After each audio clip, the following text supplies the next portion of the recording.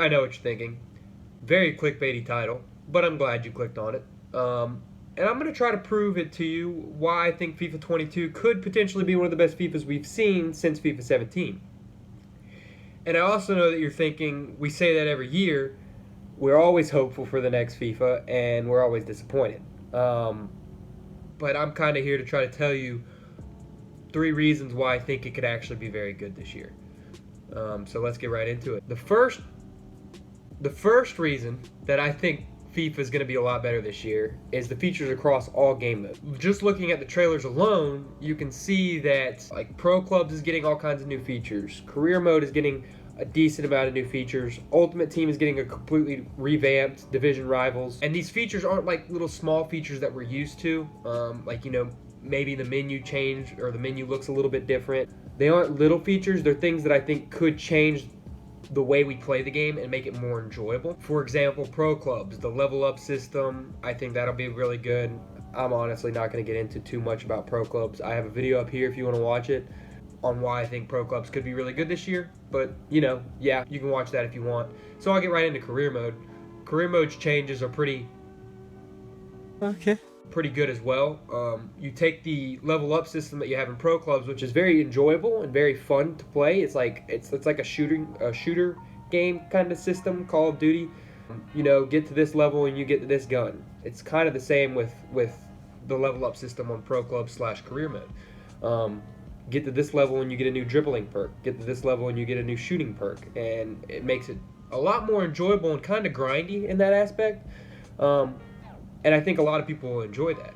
Along with that, in Career Mode, you got Create Club. Even though we've had that in the past, it's making a comeback, and that's good to see.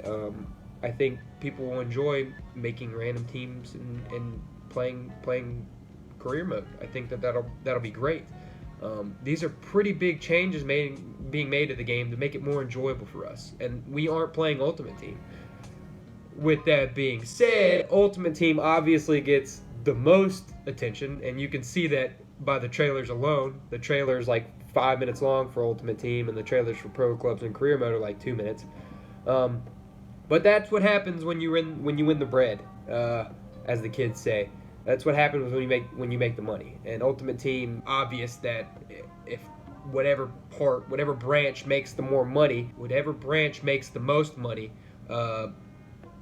obviously they're going to put that money back into Ultimate Team. It's the same way that it works with, like the WNBA. Probably going to get in trouble for that. I don't know who's going to yell at me. Try me, YouTube. I only got 35 subscribers.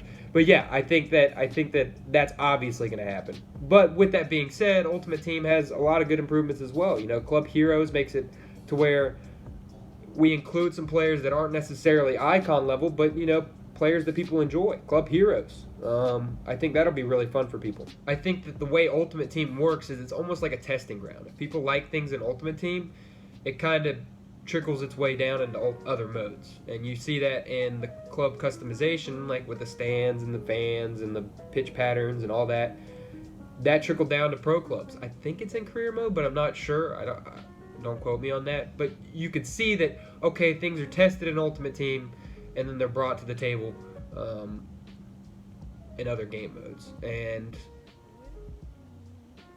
the way that Ultimate Team has kind of just shaped the way that FIFA has been played over the past couple years, for better or for worse. And it kind of just depends on what EA Sports does with it that determines if FIFA is going to be good in the future.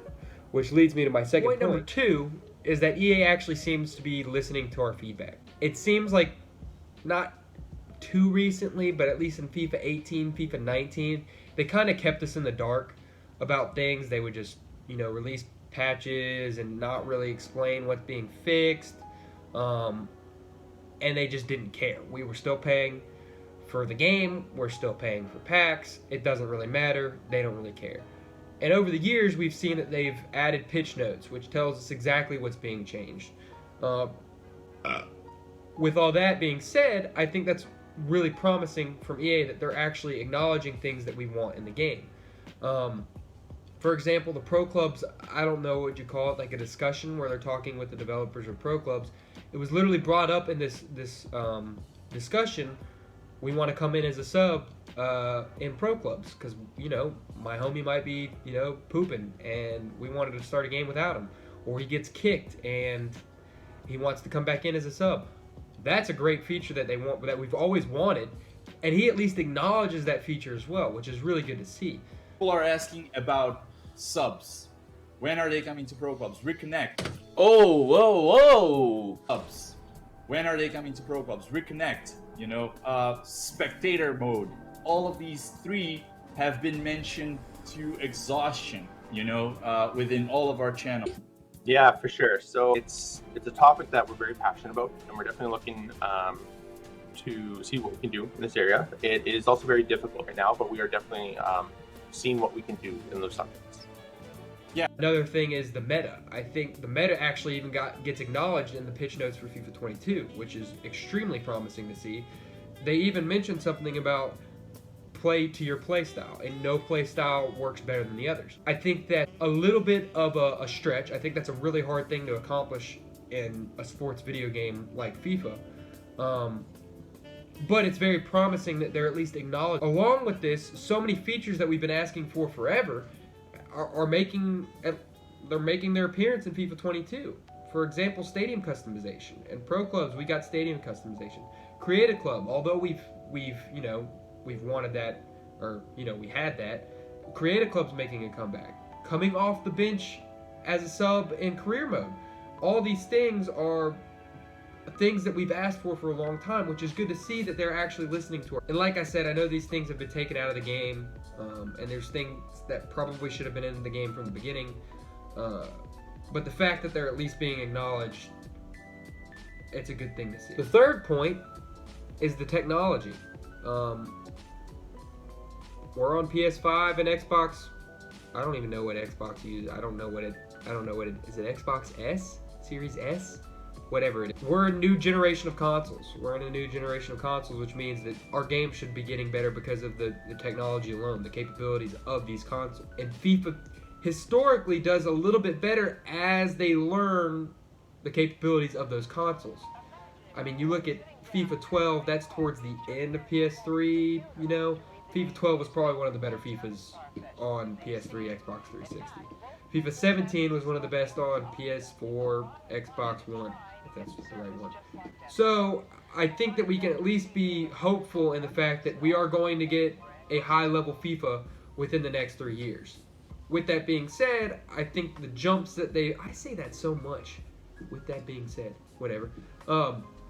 With that being said, I think that the steps that they've taken, like with the 11v11 like mocap game, where they have two teams that are literally geared out so that way they can capture different animations. Like you can literally, I found a video on Instagram the other day of Holland like literally like blowing a snot rocket during the game, and you literally get that because of the fact that there's motion capture during an 11v11 game, and that's kind of cool. It brings the game to life. But the technology alone will make the games better. It's very easy to be disappointed when the technology gets better. But with that being said, again, there's another time of me saying with that being said, it's getting closer to being a real football experience because of the technology that we got now. And so that's another really promising thing that's pretty much it. I know it's hopeful to say this is going to be the best FIFA. And like I said at the beginning of the video, that was a clickbait title, just so you guys can listen to some of my thoughts that I had. If you're mad at me for clickbaiting you, you know, it would really hurt my feelings if you like and subscribe. So, you know, that would make me feel bad, so maybe do that. I'm going to be making another video about why I think FIFA 22 is going to be the worst FIFA, just to kind of get both perspectives of the possibilities that we could get in FIFA. FIFA can always go both ways. We kind of never know how it ends up. So I want to be sure that I can cover both reasons why FIFA could be really good and why FIFA could be really bad. That's pretty much it. I'll catch you guys in the next video. Thanks for watching. Peace.